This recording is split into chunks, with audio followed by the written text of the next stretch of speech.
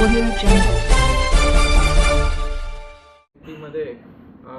तिथं त्यांनी गावठी पिस्तल बनवतात, त्यांच्याकडे ते मशीन लेथ मशीन वगैरे आहे.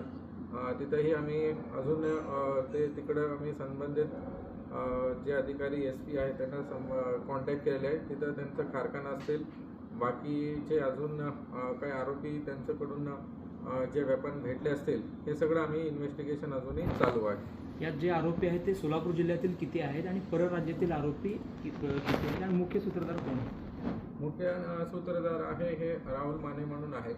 त्यांच्याकडे वेपन आले होते. त्यांनी वेगवेगळ्या जे क्रिमिनल्स आहेत आमच्या जिल्ह्यामध्ये टोटल असं 8 आरोपी आम्ही पकडले आहेत आणि ह्याच्यामध्ये 6 आरोपी ते सोलापूरचं आहे.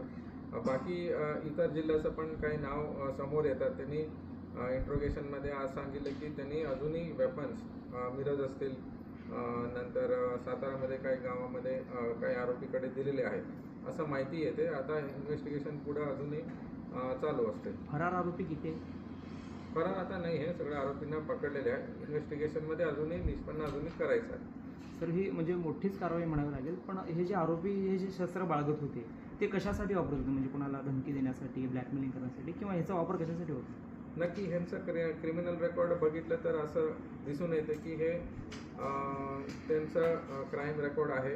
काही 302 मध्ये वॉन्टेड होतात, काही गुन्हे त्यांच्यावरती दाखल आहे. ते एकंदरीत ते त्यांचं क्राईम दुसरं करण्यासाठी या दुसरं प्लॅनिंग करण्यासाठी असं दिसून येते. अजूनही नक्की ते कुठं वापर करणार होते, कसं काही त्यांनी हे शस्त्राचं वेपन मतलब यूज करून कुठं काही करायचं तसं काही दिसून येत नाही. बट आम्ही सगळं जे